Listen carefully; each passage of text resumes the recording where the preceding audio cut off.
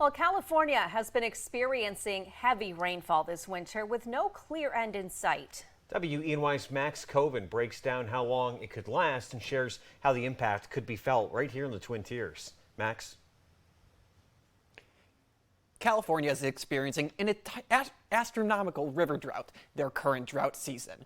But what does that mean? I spoke with some weather experts here in the Twin Tiers to learn about what's going on there and if we could ever see something like that right here at home.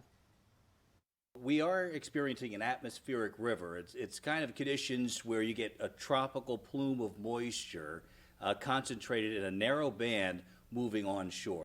California's wet season begins in December through January, ending before February. Cornell University climatologist Mark Wysocki shares what people in California can expect when looking out their window right now. They're going to see a lot of clouds and a lot of rain for at least another 10 days. Mr. Wysocki says these storm systems begin on the other side of the Pacific Ocean before eventually making their way to the west coast of the United States. We have to see what actually comes out of Japan. We have to see how the storms, that's where they're forming. They're forming way out in Japan and they're moving across and through this big plume of moisture.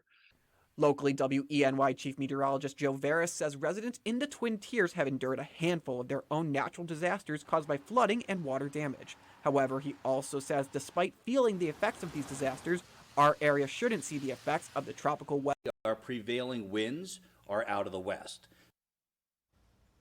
Wysocki said even though we are not going to see this weather here, we will still feel the impact, but in a different way. He says California is considered to be the fruit basket of the U.S. in terms of agriculture. So like with gas prices, you're going to start seeing a price increase in your produce. Renata?